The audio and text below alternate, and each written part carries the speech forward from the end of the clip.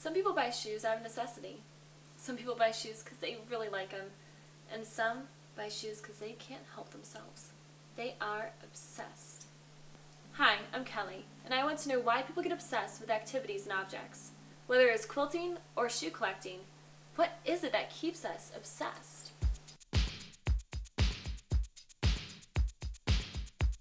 Some victims of obsession invite me into their homes to show me what their obsession is all about.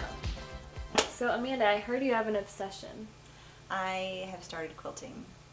This is my second quilt that I've done, and it's been so fun. Like, it sounds like it wouldn't be that exciting and fun, but I love it. I love picking out like the design that I want to do, and what material I'm going to pick, and how I'm going to, like, what stitch I'm going to use, and all this stuff. And it totally changes how it looks, and the colors you can pick, and the fabrics are really fun. So, like, every single decision you make totally changes the way it looks, and it's a lot more creative than I thought it was when I first started, like, trying to do it. It looks like there's a lot of design that goes into it. Can we see? Yeah, sure.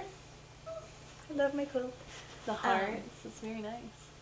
Yeah. So this one's really fun because it's the first time I've gotten to use like an applique detail, which is like where you cut out a shape and then you sew it onto a piece of fabric instead of sewing the fabric like together, like the squares are sewn together. But and I've always wanted to try it, so this is my first attempt at trying it. So what do you like about quilting? Well, it's relaxing. It's kind of a stress reliever, and then it's creative. Like, you can do all kinds of fun stuff with it. You can do whatever you want. There's no rules with it, really. And there's a ton of ideas and patterns, and you know, the ladies at the quilt shop are wonderful, and they are so excited that a young person is like wanting to quilt, and so they're so eager to like show you how to do something, and so it's been pretty fun. Oh, good. And I heard you have like a thing you put on your face, like a construction worker, like shining, like so you can look at it through the night. My husband teases me, but it is very useful. Where did you get that? Let's see it. It's a headlamp, and when you're doing like the hand sewing, it's really hard to like see everything, and I don't like to sit in one spot. Like, I'll take it with me while I watch TV, or I'll, you know, so there's not always like a light right by me. So my husband had a headlamp that he used, like, for I think I shined it right in your camera. It's fine. I think it'll be okay. For camping and things like that. And so I got one of my own.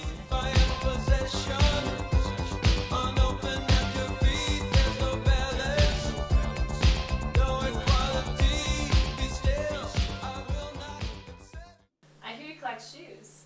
I do. I collect lots of shoes. I collect lots of shoes.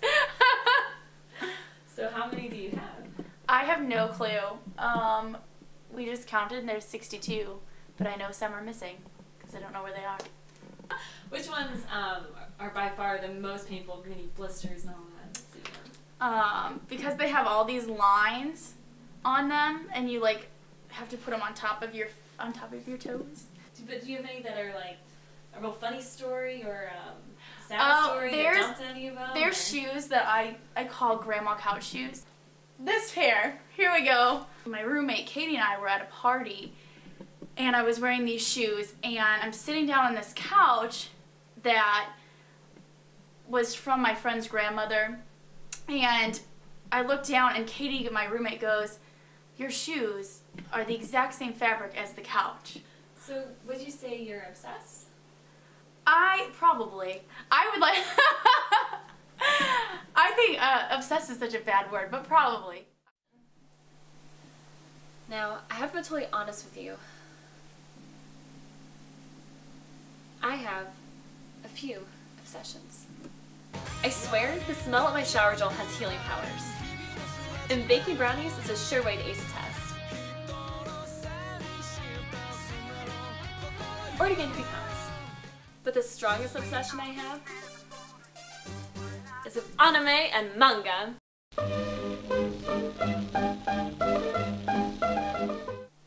In order to understand how obsessions work, I decided to put my biggest obsession under a microscope. So what is anime and manga exactly? It sounds like something in art. Like a place? Manga? Don't really know. It sounds like some sort of rainforest disease that you would get if you were in the Amazon or something like that. Manga. It sounds like some sort of animal or planet or something in the wilderness. Yeah. Anime is it's like the Japanese cartoons, I don't know, Dragon Ball Z, Yu-Gi-Oh, Pokemon, things like that. It sounds like it could be some indigenous term from somewhere in Brazil. I have a feeling I'm pretty ignorant on what you're talking about. Anime is a Japanese style of animation, while manga is a Japanese style comic book. But those are definitions straight from a dictionary. Let's hear from the real experts. Hurry! I don't know. Come on! We've got to move!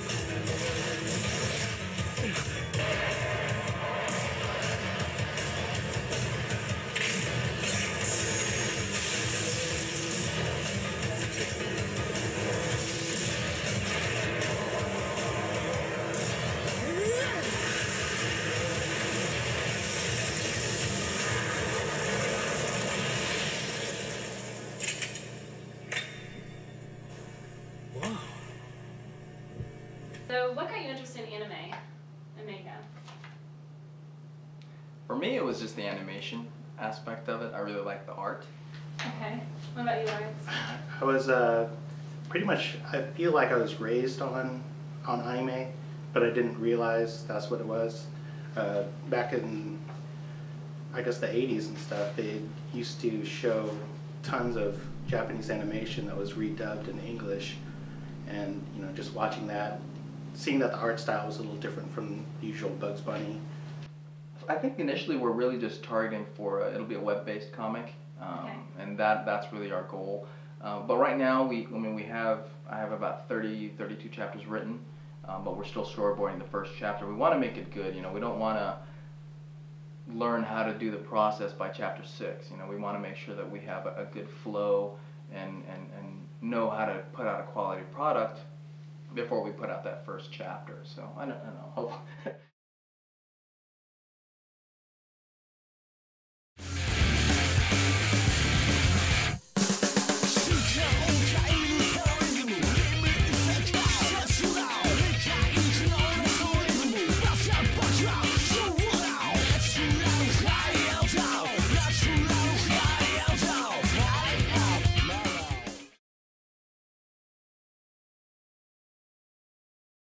So how did I get started on manga? I was actually at a Borders, and I was walking through it, and I saw the huge manga section. So I was kind of going through it, kind of picking up random ones, and one jumped out at me. It was called Absolute Boyfriend by Iwatase.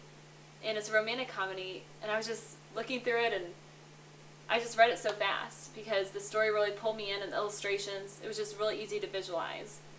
It was so much easier than some of the other books that I read. The first anime I saw was Spirited Away, and Pat was the one who introduced me to that. I remember when he put on, I was just so impressed with the animation and how real it looked. There's a scene where the girl is walking through a tunnel, and it really looked like someone was walking through a tunnel. Like the sounds and just how it looked was amazing. I guess what I love about anime and manga is how ordinary teens get pushed into extraordinary situations, and they get pushed into usually another dimension that's filled with magic and fantasy, and you know, you just don't know what's going to happen next, and that's what I like.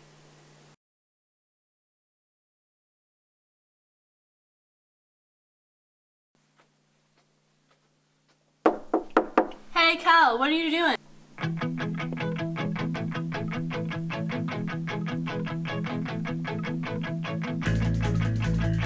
Nothing.